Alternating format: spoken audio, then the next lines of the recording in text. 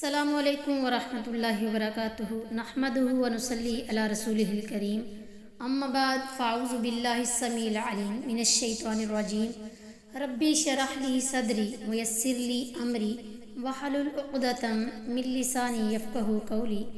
آج کی اس ویڈیو میں ہم سورۃ البقرہ کی آیت نمبر 137 اور 138 کا لفظی ترجمہ اور اس کی تفسیر پڑھیں گے۔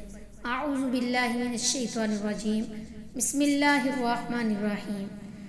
فَإِن پس اگر آمنو وہ ایمان لائیں، بمثلی جیسے ما آمنتم تم ایمان لائے، بہی اس پر، فقد اہتدوا تو وہ ہدایت پا گئے، وَإِن اور اگر تولوا انہوں نے منہ پھیرا، فَإِنَّمَا هُمْ تو بے شک وہی، فی شقاق ضد میں، فَسَيَكْفِكَهُمْ پس ان قریب آپ کے لیے ان کے مقابلے میں کافی ہوگا، اللہ وہوا اور وہی، سمیع سننے والا ہے، علیم جاننے والا۔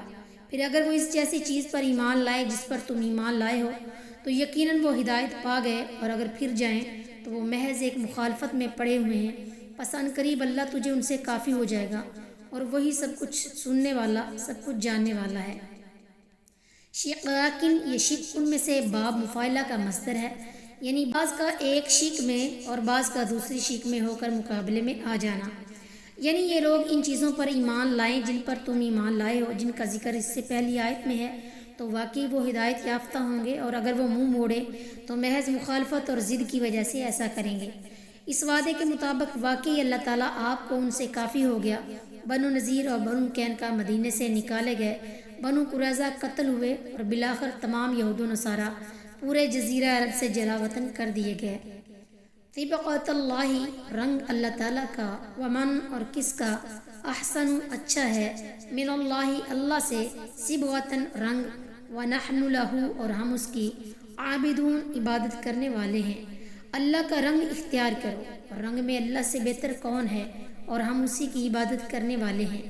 صبغۃ اللہ اس پر نصب فعل امر الزموں کے ساتھ بھی ہو سکتی ہے، یعنی اللہ کا رنگ اختیار کرو، اور مضارع نلتزموں کے ساتھ بھی، یعنی ہم اللہ کا رنگ اختیار کرتے ہیں۔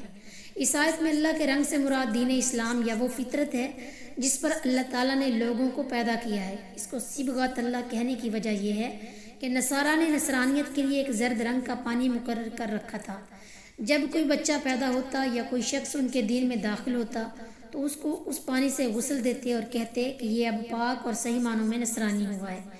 اس رسم کا نام ان کے ہاں معمودیہ یا بپتسمہ دینا ہے۔ چنانچہ اس آیت میں اللہ تعالیٰ نے ان کی تردید فرمائی اور فرمایا کہ سب سے بہتر رنگ اللہ کا رنگ ہے، یعنی دین اسلام ہے، جسے نوح علیہ السلام سے لے کر تمام انبیاء علیہ السلام لے کر مبعوث ہوئے ہیں۔ تمہیں چاہیے کہ اسی کی پابندی کرو۔